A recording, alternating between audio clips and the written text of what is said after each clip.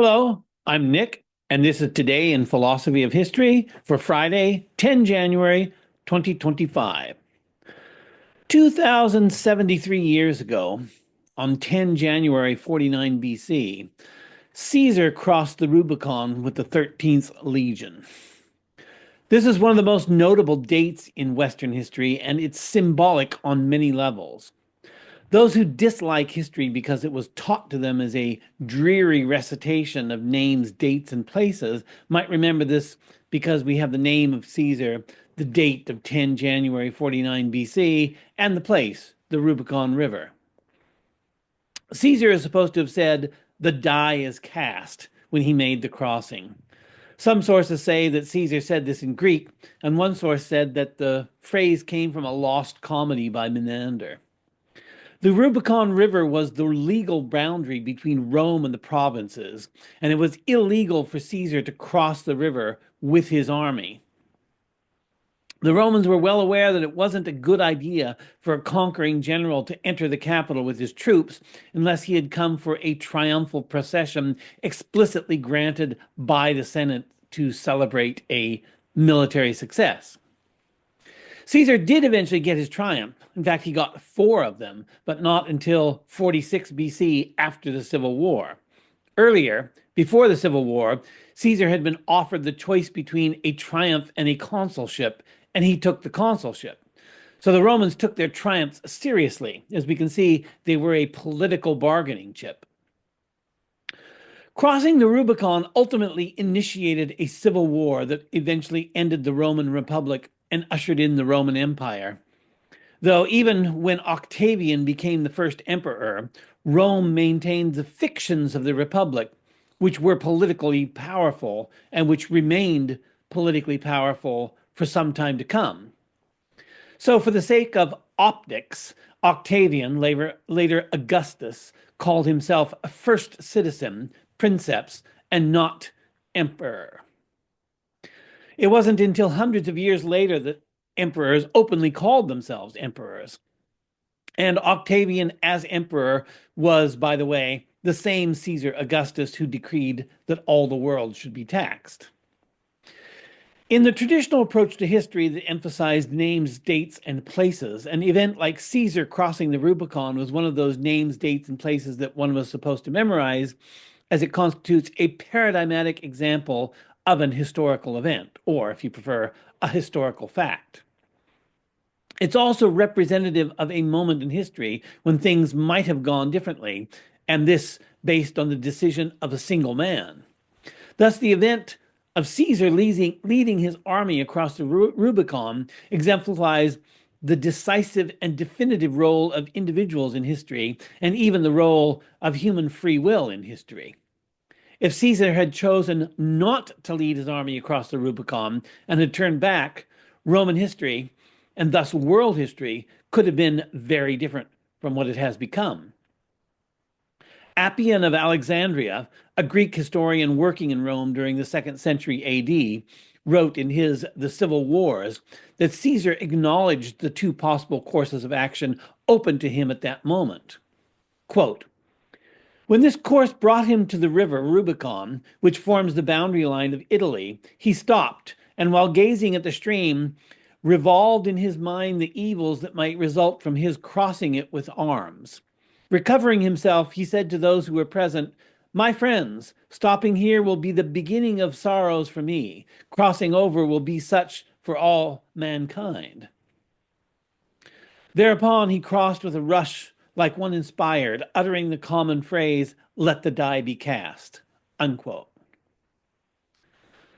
The path not taken by Caesar, which, according to Appian, would have been the beginning of sorrows for Caesar, is, for us, an unrealized alternative history. We call such a scenario a counterfactual or contrary to fact conditional. This is the what if element in history, and it's not only an interesting exercise in speculation, but it also presents us with numerous interesting philosophical problems.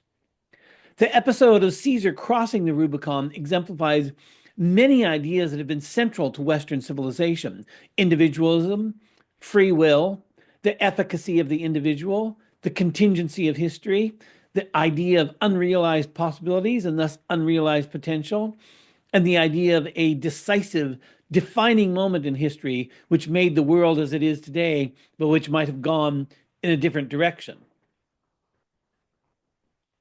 We can compare this latter idea, the defining historical moment, to the idea of a crucial experiment, experimentum crucis, in the natural sciences. There's a sense in which the experimentum crucis of the social sciences is a defining historical moment. Historical action is the acting out of scientific experimentation. In experimentation, the observer remains constant while the controlled conditions of the observation, excuse me, the observer remains constant, a part of the controlled conditions of the observation, while the independent variable is allowed to run its course while the dependent variable in the experiment is monitored. In historical action, the agent is immersed in the world observed and so becomes the dependent variable responding to the independent variables encountered in action. Historical action, then, is a role reversal of experimentation.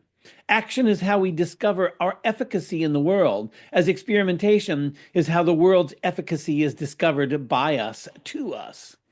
Caesar, in taking action, defined the moment by crossing the Rubicon and letting the chips fall where they may, and discovering as a consequence the course of history revealed by his action. In a crucial experiment, a theory is confirmed or disconfirmed. In a defining historical moment, a history is confirmed or disconfirmed. By crossing the Rubicon, Caesar confirmed the history in which these events are not merely a part, not merely one of many events in a sequence of events, but an event that shapes later events definitively. Was Caesar committed to this action by his prior decisions and the course of his life? I suspect that everyone who marched with Caesar to the Rubicon expected him to cross. I'm not saying that Caesar was locked into his decision, but crossing the Rubicon was implied by marching the 13th Legion to the river. It would have been surprising if someone like Julius Caesar marched an army to the Rubicon only to hesitate at the river's edge and then decided not to cross. However, we do have the example of the Emperor Caligula, who during his campaign in Gaul in 39 and 40 AD marched his forces to the English Channel, but instead of staging an invasion, he ordered his soldiers to pick up seashells on the beach. This episode is rather obscure, and historians don't agree on its significance. And only 3 years later, in 43 AD, the Emperor Claudius began the conquest of Britain, so this expedition by Caligula may have involved reconnaissance since lost to history. And it seems very likely that many of those legionnaires who marched with Caligula in 40 AD were with Claudius when the invasion of Britain began in 43 BC, AD, excuse me. Also, the obvious comment needs to be made that Caligula was not a man like Julius Caesar, so that to compare Caesar's march to the Rubicon to Caligula's expedition to the English Channel, sometimes called Caligula's War on the Sea, isn't a helpful comparison, or as we say sometimes these days, a false equivalency. How Caesar himself understood his decision to cross the Rubicon is implied by his career before and after the event, but we have no account from Caesar himself if he struggled with the decision.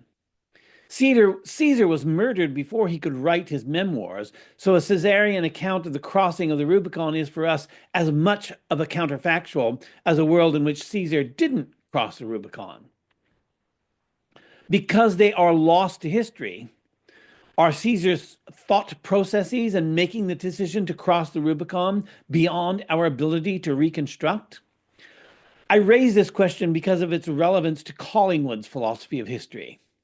In the Epilegomena to his The Idea of History, Human Nature and Human History, Collingwood uses Caesar's crossing of the Rubicon to illustrate his distinctive form of idealism in history.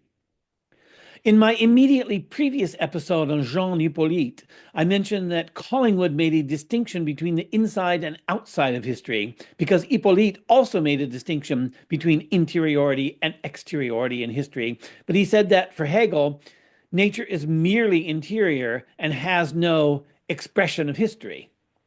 Collingwood begins his discussion of Caesar crossing the Rubicon by employing his distinction, which makes more sense to me than Hippolyte's distinction. Quote, the historian investigating any event in the past makes a distinction between what may be called the outside and the inside of an event. By the outside of an event, I mean everything belonging to it which can be described in terms of bodies and their movements. The passage of Caesar, accompanied by certain men across a river called the Rubicon at one date, or the spilling of his blood on the floor of the Senate House at another. By the inside of the event, I mean that in which can only be described in terms of thought. Caesar's defiance of republican law, or the clash of constitutional policy between himself and his assassins. The historian is never concerned with either of these to the exclusion of the other. He is investigating not mere events, where by a mere event I mean one which has only an outside and no inside, but actions. And an action is the unity of the outside and the inside of an event.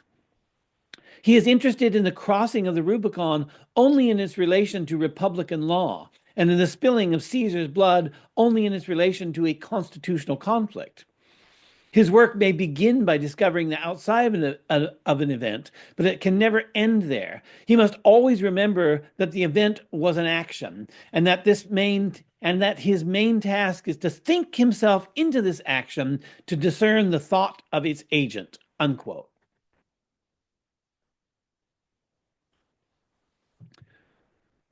To me, this begs the question of whether the historian ever truly can think himself into the action of a past historical agent. Can we ever know the thought of an agent of history to a degree that it would constitute an adequate datum in history or evidence in history? As Caesar is marching the 13th Legion to the Rubicon, we could see this as the beginning of the unfolding of a sequence of events that will culminate in a civil war and the effective end of the Roman Republic. But without knowing the history of Caesar's thoughts and details, can we know whether he had any doubts during his march to the Rubicon?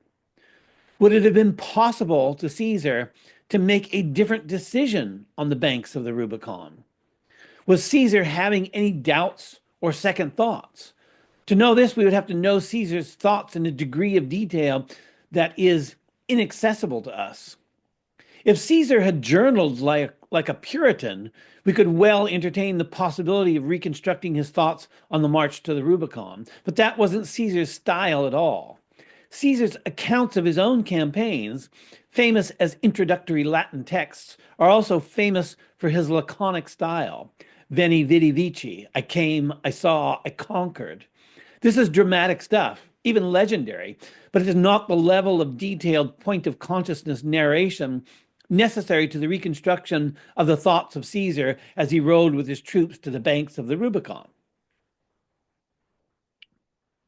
Suetonius, in fact, credited Caesar with hesitation at the Rubicon. He wrote, quote, overtaking his cohorts at the river Rubicon, which was the boundary of his province, he paused for a while, and realizing what a step he was taking, he turned to those about him and said, even yet we may draw back, but once cross yon little bridge, and the whole issue is with the sword. As he stood in doubt, this sign was given him. On a sudden there appeared hard by a being of wondrous stature and beauty, who sat and played upon a reed. And when not only the shepherds flocked to hear him, but many of the soldiers left their posts, and among them some of the trumpeters, the apparition snatched a trumpet from one of them, rushed to the river, and sounding the war note with mighty blast, strode to the opposite bank. Then Caesar cried, take we the course which the signs of the gods and the false dealing of our foes point out. The die is cast, said he. Unquote. This sounds like something that we would read or expect to read in a medieval historian, with Caesar waiting for a sign from heaven before he would cross.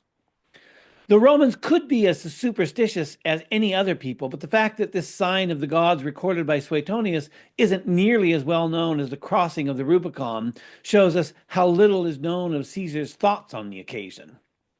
The Collingwoodian project often must take the form of inferring thoughts from the exterior events, and that can never be satisfactory. And I think Collingwood probably would have admitted that. However, we can imagine ways in which it might be made more adequate. If we could construct an elaborately detailed computer simulation in which individuals could upload themselves into the program and play the part of Caesar, they might become so immersed in the role that they came close to reproducing the thoughts of Caesar as he approached the Rubicon.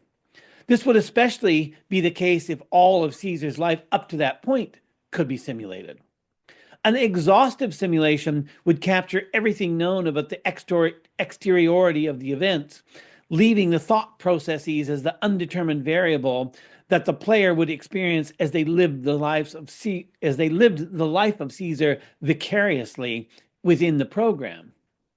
Since I'm imagining simulation technology we don't have, I might as well further imagine that the mind of the person uploaded in the scenario and experiencing the career of Caesar could be made accessible and recorded for later study. In this way, multiple runs of the simulation with multiple individuals playing the part of Caesar could be compared. Perhaps in some simulations, Caesar would cross the Rubicon, and in other simulations, Caesar would take the counterfactual course of history and not cross. Those scenarios that most closely match actual historical events then would be a baseline for us to try to understand what Caesar's actual thoughts were in approaching and crossing the Rubicon. I can think of a lot of ways to criticize this fanciful idea, another thought experiment, as it were. But even if we can't yet act upon it, it's a thought experiment that's worth pursuing. I would argue that Collingwoodian history as the reconstruction of the thoughts of past historical agents is itself one big thought experiment, and that this thought experiment becomes more effective the more comprehensive it becomes. An erudite historian who knows everything of relevance about Caesar offers a certain level of fidelity for the reconstruction of Caesar's thoughts. But an immersive experience might reveal to the participant aspects of the history only revealed from the inside, as it were, living through the events themselves for oneself. This is what historical reenactment seeks to do, again, at a certain level of fidelity. The question is, how far can we push that fidelity if the proper tools are made available to this? This, I think, is in the spirit of what Collingwood proposed and points to ways in which we might make our historical accounts more adequate than they are. Thanks for listening.